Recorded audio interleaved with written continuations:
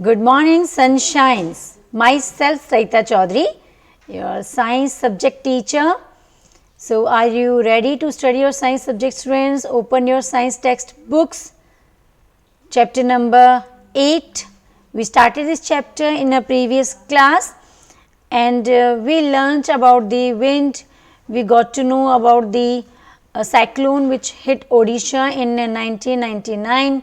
Then we discussed one activity, activity 8.1, in which we learnt that air exerts pressure. So, come to the page number 81 today and we are starting with the next article which is article 8.2. हम article 8.2 से start कर रहे हैं, which says high speed winds are accompanied by reduced air pressure. जब wind बहुत speed से movement कर रही है, moving air with the speed, that is called as a wind. तो जब विंड की स्पीड भी बहुत हाई होती है तो वहाँ पे साथ में क्या होगा, air pressure gets reduced, air का प्रेशर वहाँ पे रिड्यूस होता है. And that we are going to understand this concept with the help of certain activities. So, starting with the activity 8.2. In this activity 8.2, students, what we are asked to do, crumple a small piece of paper into a ball of size smaller than the mouth of an empty bottle. आपको एक empty bottle use करनी है, एक small piece of paper use करना है. उस piece of paper को आपने crumple कर दिया completely, उसका size इतना छोटा होना चाहिए that should be smaller than the size of the mouth of the empty bottle, like in this diagram, in this figure 8.3. You can see we are using an empty glass bottle. तो जो glass bottle का mouth है उससे इस paper crumpled paper piece का size थोड़ा और छोटा होना चाहिए. Then now try to blow on the ball of force it into the bottle. Now try to blow on the ball to force it into the bottle. Try the activity with bottles of different sizes and challenge your friends if they can force it.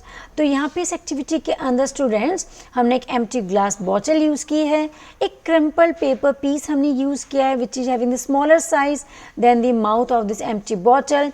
We are blowing air with our mouth inside this bottle and we are trying to force this crumpled paper piece into the bottle. हम इतना apply करने की कोशिश कर रहे हैं force इस crumpled piece of paper के ऊपर so that ये बोतल के अंदर चले जाए.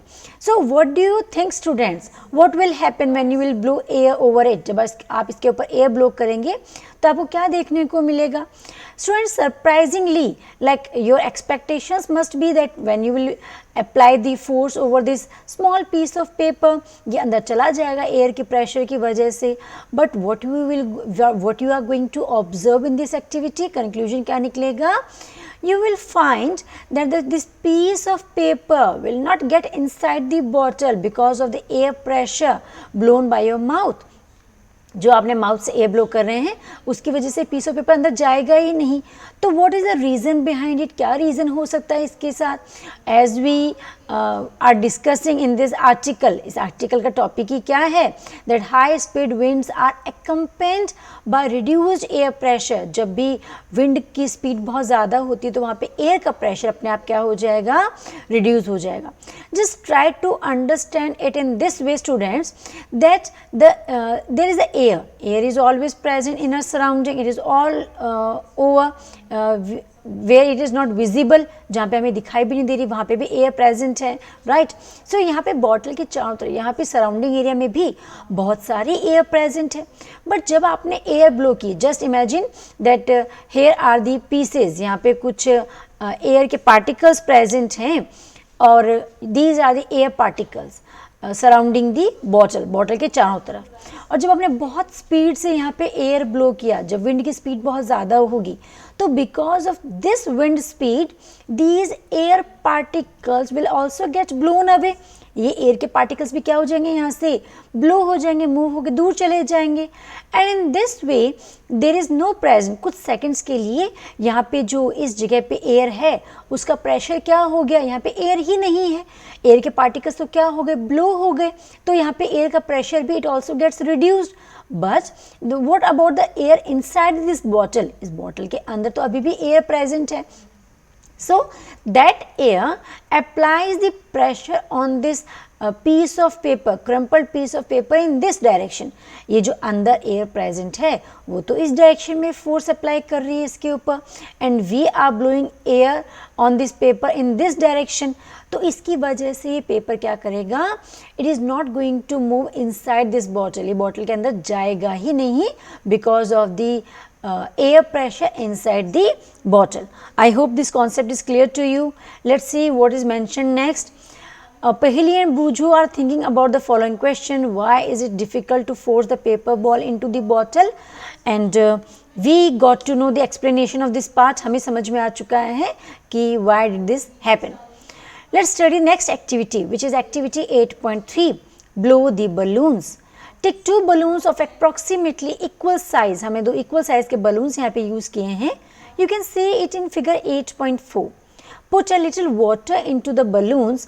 आपने put a little water into the balloons. आपने balloons के अंदर थोड़ा सा water भी fill कर दिया. Blow up both the balloons and tie each one to a string. आपने इनके अंदर air blow कर दिया, complete इनको inflate कर दिया है with the air, and इनके mouth को हमने thread से tie up कर दिया. And hang both these balloons over a string. आपने यहाँ पे कोई स्टिक यूज़ कर लिया, और you can use a ruler. आपने स्केल यहाँ पे यूज़ कर सकते हैं आप, और any pipe like structure you can use. आपको सिर्फ हैंग करना है इनको. Hang the balloons 8 to 10 centimetre apart on a cycle spoke और अ स्टिक. आपको इन दोनों को एक दूसरे से 8 to 10 सेंटीमीटर के डिस्टेंस पे ही टाई अप करना है. Now blow in the space between the balloons. Now you can see in this figure 8.4 a boy standing behind it. पीछे boy खड़ा है, and he is blowing air in between this empty space. ये जो 2 balloons के बीच में empty space है, यहाँ पे इस boy ने air blow किया है. Now what did you expect? क्या expect करते हैं हम कि air blow करने से क्या होगा? You must be expecting that because of that air pressure, ये जो air blow कर रहा है person boy, इसकी एयर की वजह से हो सकता है कि दोनों बलून एक दूसरे से दूर दूर हो जाएं. That is what our expectation is. But again surprisingly what you will see students, as soon as you blow air in between this empty space of balloons, you will find that these 2 balloons will come closer to each other. ये दोनों एक दूसरे के पास पास आ जाएंगे. Again the question arises that why did that happen? ऐसा क्यों हुआ इस एक्सपेरिमेंट के अंदर? Again here is the explanation students. These are 2 balloons, right? 2 यहाँ पे inflated balloons हैं, inflated with the air, and small amount of water is also filled inside these balloons. tie up है ये. इनके बीच में जो empty space है, इस empty space में here is the air. यहाँ पे air present है. air is present all around us. हमारे चारों तरफ air present रहती है. that means that air is present in this direction also. यहाँ पर भी air present होगी, right? so when this boy is blowing air in between this empty space, जब यहाँ पे उस boy ने wind blow किया, air blow किया, तो क्या हो गया, these air particles they also get blown away from here. ये air particles यहाँ से निकल के कहाँ जाएंगे, बाहर आ जाएंगे. That means for a short span of time there is nothing in between these balloons. In balloons के बीच में air के particles बचे ही नहीं. तो यहाँ पे तो empty space है, here is no air to exert pressure, right? But in the sides, ये जो बलून के sides हैं, यहाँ पे अभी भी air के particles present हैं, and these air particles are going to exert pressure on these balloons in this direction. यहाँ की तो एयर बलून पे प्रेशर अप्लाई करेगी, यहाँ पे बीच में एयर प्रेजेंट नहीं है, तो क्या होगा, because this air pressure exerted by these air particles, these 2 balloons are going to come closer to each other. दोनों बलून से एक दूसरे के पास पास में आ जाएंगे. Try different ways. Let's do the reading part once again. Try different ways of blowing on the balloons to see what happens. Like you can alter the distance in between these 2 balloons. कभी थोड़ी ज़्यादा distance रख लें, कभी थोड़ी कम distance रख लें. But अगर इनके बीच में डिस्टेंस बहुत ज़्यादा होगी स्टूडेंट्स, तभी एक्सपेरिमेंट प्रॉपरली नहीं हो पाएगा. And if they are already in contact of each other, in that case also this experiment can not be conducted properly. इसका प्रॉपर हमें रिजल्ट देखने को नहीं मिलेगा. तो इन दोनों बलून्स के बीच में if we are having the 8 to 10 centimetre distance, that is the standard distance in between these 2 balloons to conduct this experiment. Let's study the next activity also, which is activity 8.4. हम activity 8.4 की यहाँ पे बात करते हैं. What this activity 8.4 says, can you blow and lift? इस experiment में क्या करना है? Hold a strip of paper 20 centimeter long and 10 centimeter wide. 3 centimeter वो wide होनी चाहिए और 20 centimeter paper strip long होनी चाहिए. And hold it between your thumb and forefinger as shown in figure 8.5 and now blow over the paper. So look at the figure 8.5. आपको figure 8.5 देखना है. And in this figure 8.5 what we can see, look at the first picture. यहाँ पे 3 centimeter wide and 20 centimeter long एक paper strip है. उसको thumb और first finger जो आपकी forefinger है उसके बीच में hold किया है. एंड साथ में क्या कर रहे हैं, एयर ब्लो कर रहे हैं above this paper strip. Just imagine, यहाँ पे देखिए थोड़ा सा एक्सप्लेनेशन इस चीज़ का कि if this is the paper strip, ये यहाँ पे पेपर स्ट्रिप है, this is the paper strip, right. And over this paper strip we are blowing the air. यहाँ पे हमने एयर को ब्लो किया with our mouth. So whenever the air is blowing, जब विंड स्पीड इंक्रीज हो रही है तो यहाँ पे earlier air particles were present, यहाँ पे कुछ एयर के पार्टिकल्स प्रेजेंट थे. बट जैसे ही हमने एयर ब्लो किया, ये जो एयर के पार्टिकल्स हैं they also got blown away from here. ये यहाँ से मूव करके दूर चले गए. That means no particles are present over here to exert pressure. यहाँ पे प्रेशर अप्लाई करने के लिए कोई पार्टिकल सब बचे ही नहीं हैं.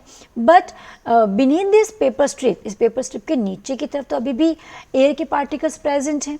So those air particles they will exert pressure on this paper strip in this upward direction. वो ऊपर की तरफ, ऊपर की डायरेक्शन में इस पे प्रेशर अप्लाई कर रहे हैं.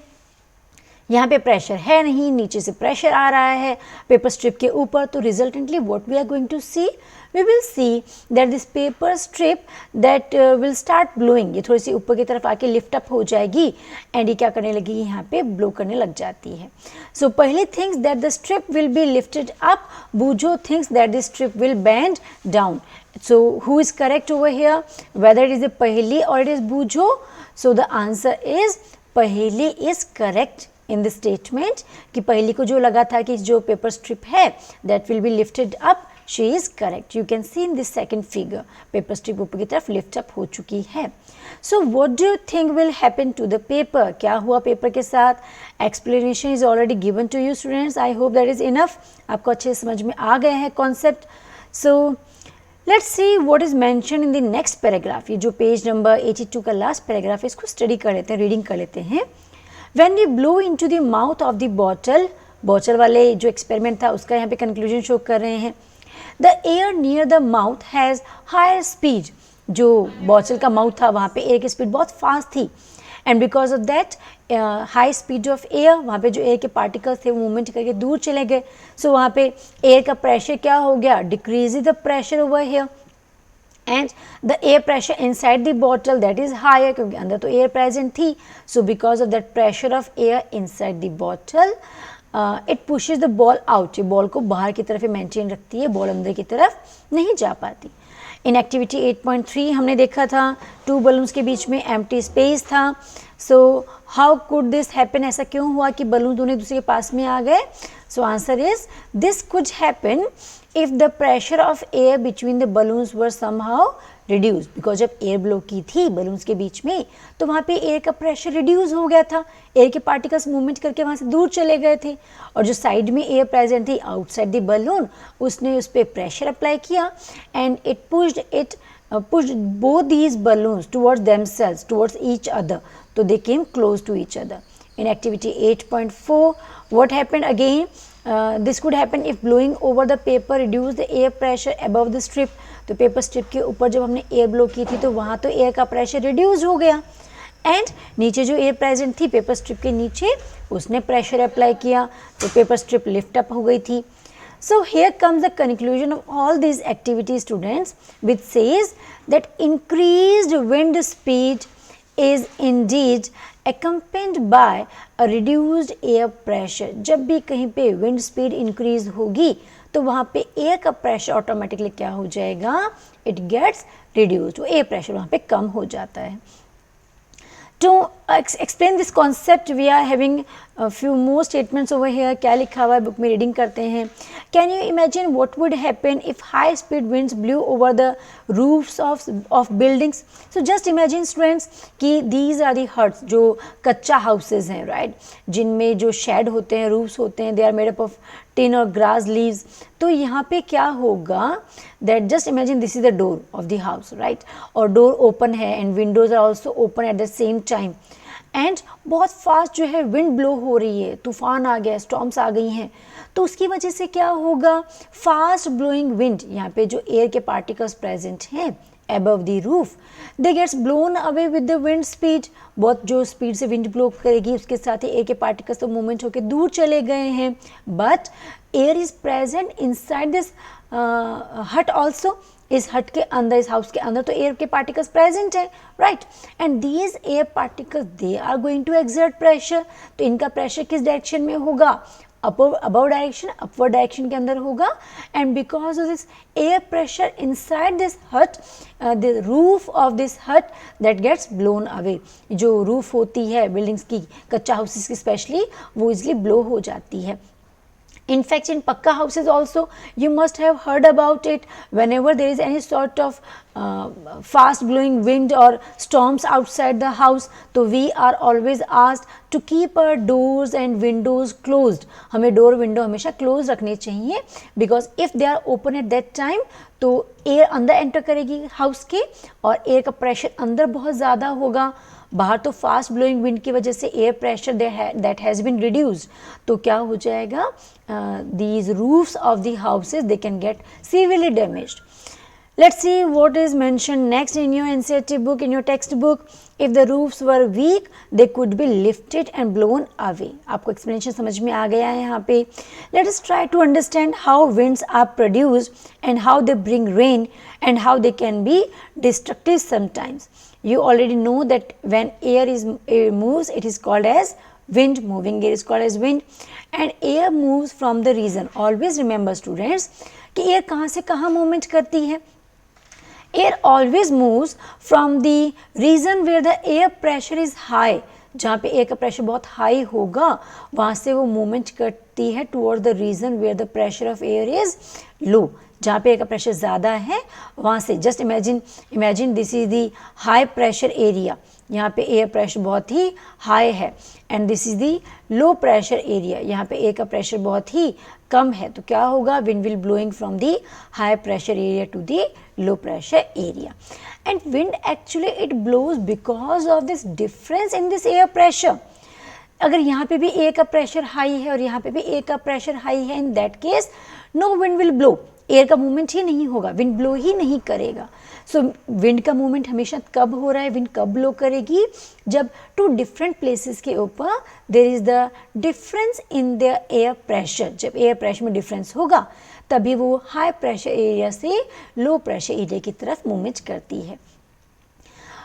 It is mentioned in your NCERT textbooks also students, the greater the difference in pressure, the faster the air moves. जितना प्रेशर ज़्यादा होगा उतनी फास्ट स्पीड के साथ एयर मूवमेंट करेगी. But how are the pressure differences created in nature. अब हमने समझ लिया कि how wind blows, how air blows actually, and what are the effects of that moving air. जब भी एयर मूवमेंट करती है तो वहाँ पे एयर का प्रेशर रिड्यूस हो जाता है, and reduced air pressure is wind pressure is always accompanied by increased air pressure. अगर कहीं पे विंड का स्पीड रिड्यूस हो रही है, डिक्रीज हो रही है, तो वहाँ पे एयर का प्रेशर ऑटोमेटिकली ज़्यादा हो जाता है, प्रेशर ज़्यादा हो जाएगा वहाँ पे.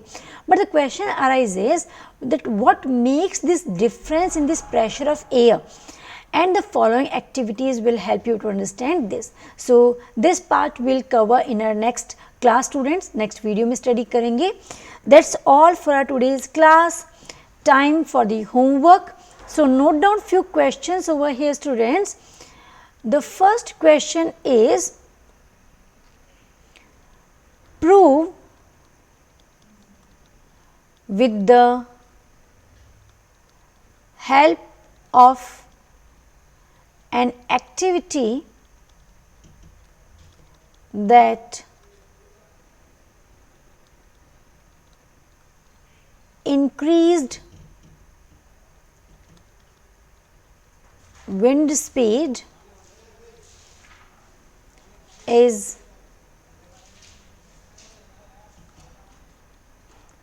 accompanied by a reduced air pressure.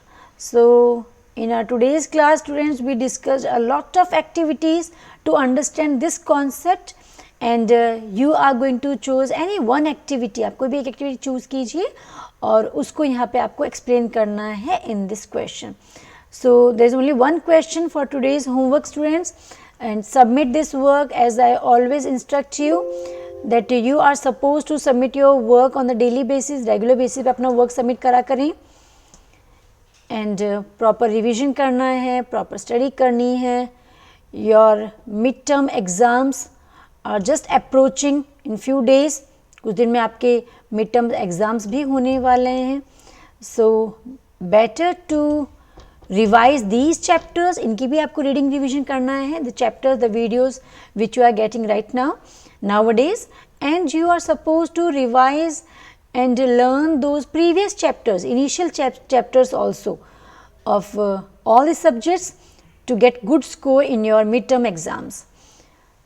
So take care students, and thanks for watching. See you in next video.